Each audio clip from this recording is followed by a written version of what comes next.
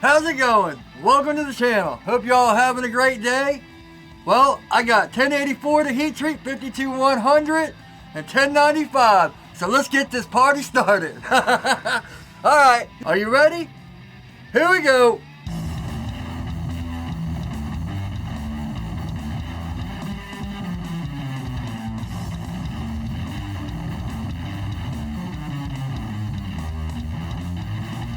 Welcome back. So like I said, I've got actually 4 knives and 3 different steels to heat treat. I already put the hamon, the wire in the hamon and all this. I've got other videos. I think what I'm going to start doing is, I got them all up in the cards, but if I tell you to go check out the cards, you're going to leave the video. So I'll put the cards at the end where I show you how I do all my hamons and all that stuff for more in detail. I got the 52100. Which I've got a video on that where I test to see if you need anti-scale. That's why there's no anti-scale on this knife, the 52100. And from the 01 tool steel failure, I got this 1084. Might as well heat treat it while I got the oven hot. As always, Amazon links are up here on my website with shirts that look like this, and knives are available there too. Let's get over to my grinder because I got some explaining to do. Alright, here we go. So, if you watch my live streams and all that, I'm always talking about taking responsibility for your actions and the companies. By the way, I got my 2 horsepower VFD back. It's running sweet. Everything's working good.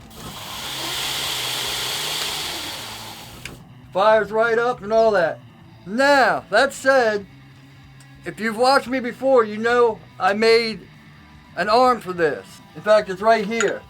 And I made the arm so it can pivot back and forth. That way I can run it in reverse. I have a feeling this was some of the problem too. Because if you watch my previous video where I talk about troubleshooting and all that, it's the previous one that says VFD.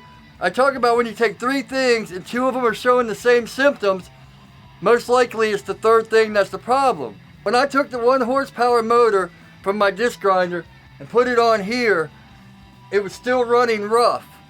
Now, the symptoms it was showing is, I could turn it on here and turn it on and it would start fine. But if I just flipped it to stop and then tried to start it again, it would run jittery. Now, in theory, what I'm thinking is, since that was a 1 horsepower motor, it didn't have the power of the 2 horsepower motor.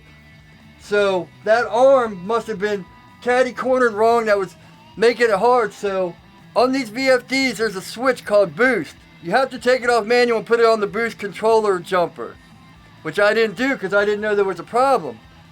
Once the motor gets going and this starts, what I have a feeling with this arm, it would start fine the first time, but then when it stopped, it might have catty-cornered it wrong. So when it had to start again, it had to overcompensate. This didn't show any problems until it was bad. And I have a feeling if I would have kept running at 1 horsepower, it would have started having problems too. Now, if I would have known that with this, I could have set the boost and had it overcompensate. Or it could have been something, like I said, when it was stopping, it could have twisted the wheel. So when it had to start again, it was a problem. That's why I put the old handle on and I haven't had a problem since. That was my fault. I didn't know. But this didn't show any signs. So 2 horsepower VFD and motor should be able to overcompensate and run. So there might have been a slight problem. What they said is it blew a resistor. So that could have still happened in another year or something. It obviously had some faulty part that shorted out, because that's what it read. It didn't read overload or overcompensated. It read a short. So the thing with my grinder just made that come to life. Now this is all theory, but I've done a lot of troubleshooting. The 1 horsepower was showing the same problems. It was showing more of a problem, but it was only when I stopped it and restarted it without turning it off. If I turned everything off and then restarted it, it was fine. So it was obviously auto overcompensating or something like that. Alright, I just wanted to put that in there because I'm always talking about taking accountability and how it drove me crazy when I called them and they were like, oh, you hooked it up wrong. I didn't hook it up wrong. I've been running it for a year. Or, oh, the motor, you bought an eBay motor. They're not compatible. It's 3-phase out and 3-phase in. How is that not compatible? You see the motor is running fine. So I do take responsibility for that arm. But the way they handled the things and trying to charge me and blame me and all that, that's unacceptable. So I will be using this when I'm sharpening knives, because running the belt in reverse is a lot safer than having it run forward and using this right here as my top platen, because that's what I use to sharpen on. And if I have the belt coming this way and it catches, that knife's going right into my chest. So every time I sharpen, it's only one bolt to mount it and one bolt for the handle. That time's worth a lot more than taking the risk of getting hurt. So just thought I'd add that. All right, let's get back to knife making. Well, I'm gonna try something different. I got it up to, it's already up to like 1480. So I'm gonna put the 1050. I always forget about that and to start smoking. I better take the fire alarms off for a second. Cause this is like 1500 and the 1084 and the 1095 are like 1475. So I'll put this in the 1500 and do it, and then we'll get the rest, drop it down to 1475 and do the other ones. All right, here we go. Quick. In and out. Whew, one blade. We're just doing one at a time. That way between it, I'll have time for this to cool down. All right, we went back down to 1454. That's the thing, once it gets up to 1500, it has to soak for 5 or 10 minutes. Where 1095 and 1084, 1475, you only soak for like 5 minutes. So I'll be back. All right. So I know I always use this for some reason and completely forgot about having this. So our oil right now is at 123. I don't know if you can see that or not. 124, 123, so we're perfect. Now, I'm going to do the 52-100, do this 1095, then I'll have to cut the camera for the knife makers, then we'll do the 1084. I just can't show the real knife makers of America build, but so for some reason my oven is going to 1497 and then kicking back down to 1495, so, but that's close enough to 1500. It's been in there about 15 minutes. Let's get rocking and rolling. Now remember, this is we're just going all the way in with it. Whew.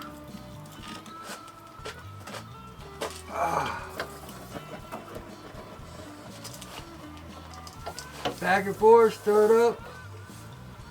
Now bootleg blades, if you watch my live stream and stuff, he actually puts like a pump in there, an oxygen pump. Man, I got to get to the smoke alarms. I think I forgot to take them off. But I want to try that. Put like an aquarium pump in there or something just to, you know, because this moving it around is getting the oxygen flowing and getting the vapor thing. But if you put an aquarium thing in there, it should do that for you. What an awesome idea.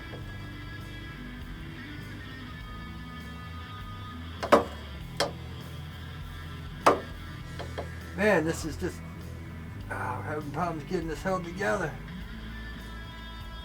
Let's get all this crap wiped off of it. There it is. See, that's what I was saying, no anti-scale, 52-100, it comes right off. Wham. And remember, if you watched the last video where I did 52-100, I had it up to 1525. I knew it. Good to know they work, huh? See, I got them on a remote, so even in the basement, it goes upstairs and everywhere. So I got two in the basement and one upstairs. So whole thing is covered. Yeah, but what I was saying before I was rudely interrupted, the 52-100, when I did it at 1525 or 1550, remember it was hard to get all that scale and stuff off. Now you still have to kind of sand these down to test them because there might be a little bit of decarb that comes through that makes the blade harder. Remember last time I was like, there's no scale, and the file skated, but it gave a false positive. Decarb is when the carbons leak from the blade. If you guys watch Liam Hoffman, he goes into a whole thing about steels and all that. All right, we're up at the 1460. Woo! 1095 going in. All right. See, I do them one at a time because that gives the oil time to cool back down a little bit. Because every time you soak it, it goes in and all that. So, gives this, we need 1095 and 1084 only need 5 minutes of soak. I'll be back when I'm pulling this out, and then I'll have to turn the camera off for the Knife Makers of America, and then we'll do the 1084. It's been a couple minutes. I actually put it up to 1480, so it's right at like 1477 or something. But this is still a little hot. Got a 65 here. Like glass. Not even touching it. But like I said, I want to hit it like here, clean it off. 1500 seems to be the perfect place for 52100. There's nothing sticking to it, nothing catching, nothing biting. So we'll have to go put it on the HRC tester, but that looks pretty good. So let me clean off my, I'm gonna ruin these too. I had to throw the other one of this away because I was just wiping off oil and stuff with it. So. Oh man. Now 1095 you can kind of almost go up to 1500, but they say it's best to stay between like 1475. That, you know, non-magnetic is 1425. So that's why if you're doing it in the Fords or anything, you want to go non-magnetic and then put it in for like half a minute or another minute to get it up to 1475. All right. What's our oil at? 134, see? That's a good way to let that cool down too. Every knife you put in, it's going to go up a little bit. The oven goes down, the oil goes up. Alright, here we go. Now I'm only going to do the tip for this because this is Hamon style, so.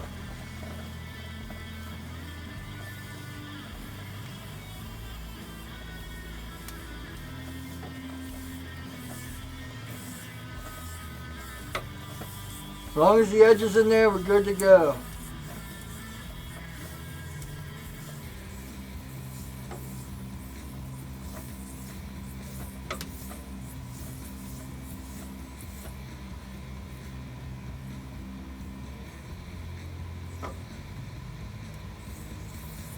Oh, it's slipping. It's slipping.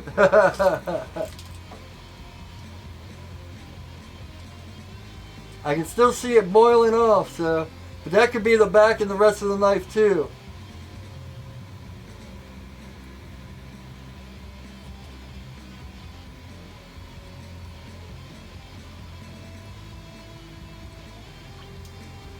Whew. Let me get this other one in. I had to block you there. You can't see my awesome build. I don't want to get disqualified. The oil where on my thing lit up. So I want to keep checking it to make sure it burns off. That's the last thing we need is a fire in the oven, right? Just wanted to get that wire. See, here's what I'm talking about. I wrap it in wire. I learned that from Niels Vandenberg. You wrap it in wire, that way it holds the clay on. Because if you watch some of my first heat treating videos, I'd go to put the clay in and the clay would fall off. He uses some stuff called gum gum, which is for like exhaust and stuff. I've never tried that, so. I know Alex Steele used it too. He learned that from Niels Vandenberg, so. Whew, the back of this is still hot, you gotta remember that.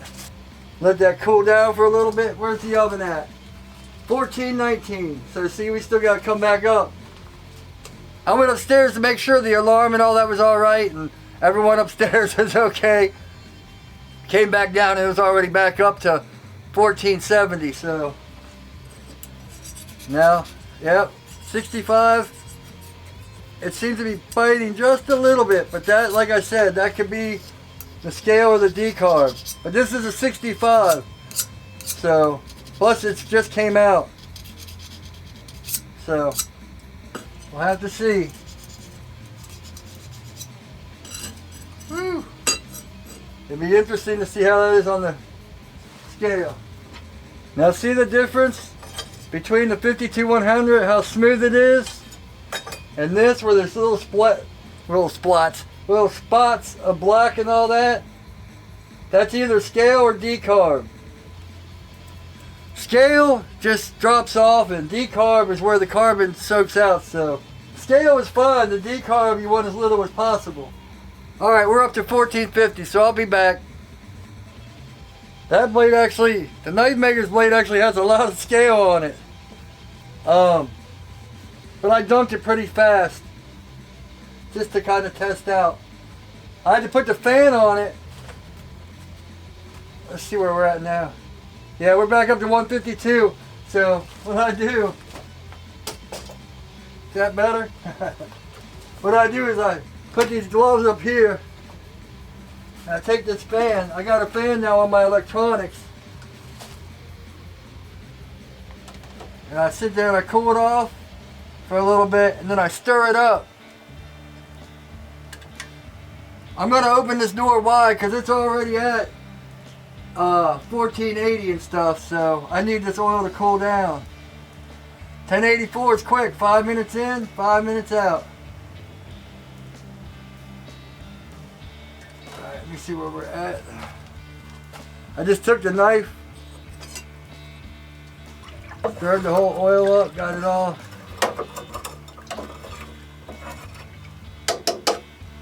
Little oil ain't gonna hurt it, but I do have to wipe it off the 1084.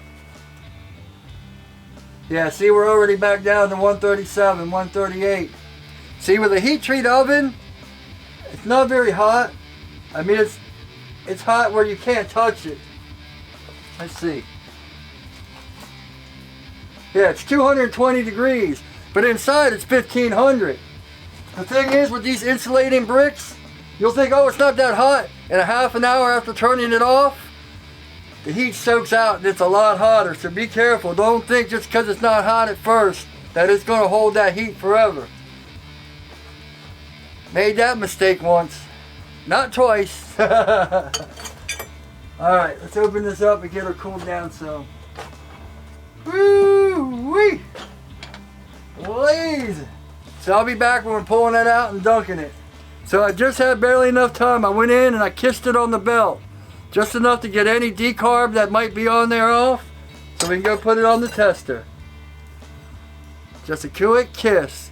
I didn't, no pressure, because I am going to surface grind these afterwards. So maybe I'll even put that in this video.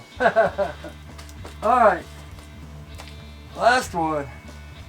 Now we got no hormone or nothing, so we're just going straight on in.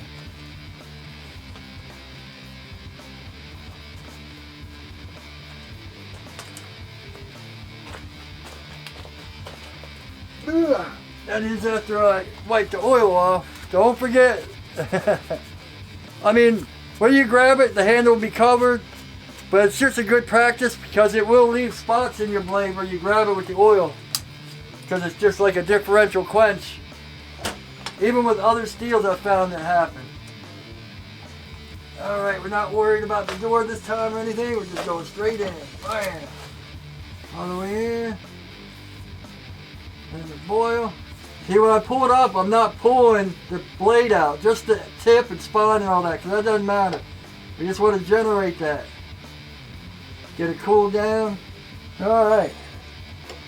So, that's it for that. Oven is turned off. Everything is unplugged and safe.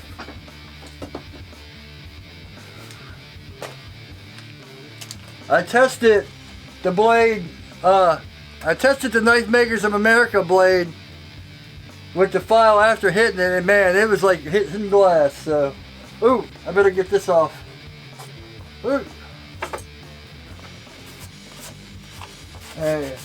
See, that's the thing about anti-scale. Whatever happens with the chromium or whatever on the 52-100, That's what the anti-scale does for 1095, 1084, 01, all those steels without chromium. Because even the 80 CRV, the anti-scale didn't seem to do any difference. It actually kind of makes it worse. Because I've actually had anti-scale on 52100 that failed.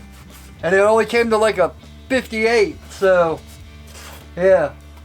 That's why I did that whole test to see if you even needed it. Ooh, I better not do that. That's all I need. Have it like glass and just... Yep, there we go.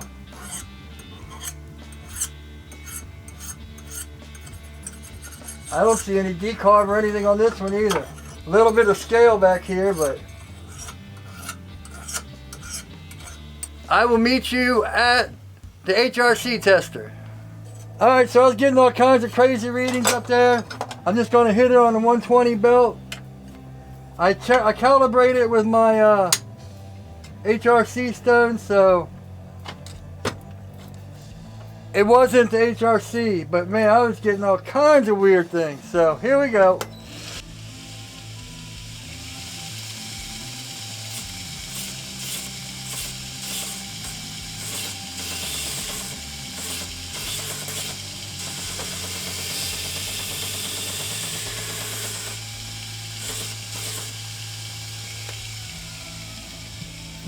Now I know what you're saying, isn't that getting too hot? No, because we're not actually hitting the blade.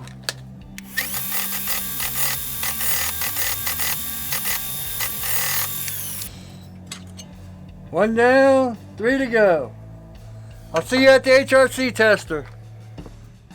Alright, so our 52100's like our 52100's like 57, so that's real good. Now the 1095, both of them, since they have a Hamon, I couldn't get anything like over a 50 because it's soft spine. And I can't get a good placement on where the blade is. 1084 came out to about a 63, so time for tempering.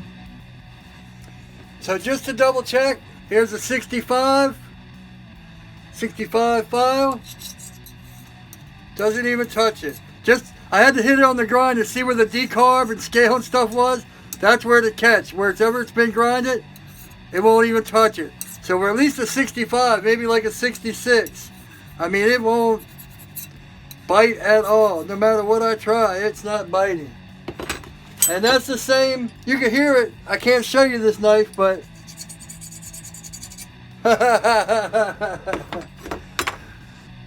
Man, the new design barely fit in. I had to caddy corner it just to make it fit. I put the real knife maker's build all the way at the back so you can't see it. Here we go.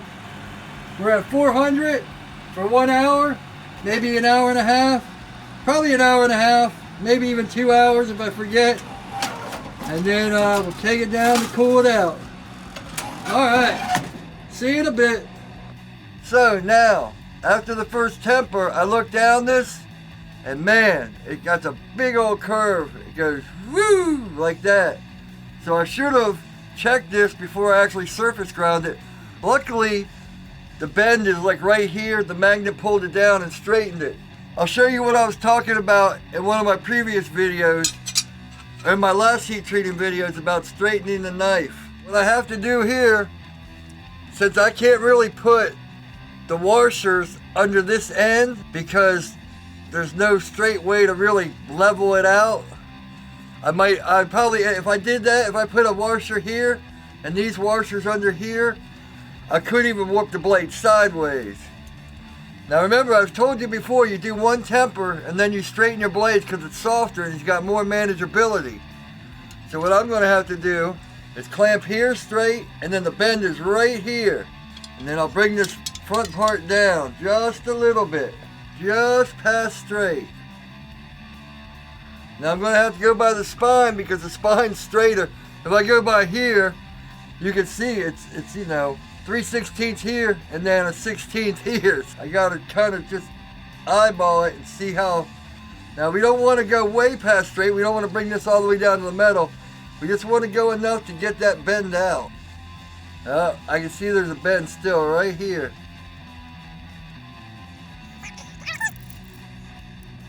There we go.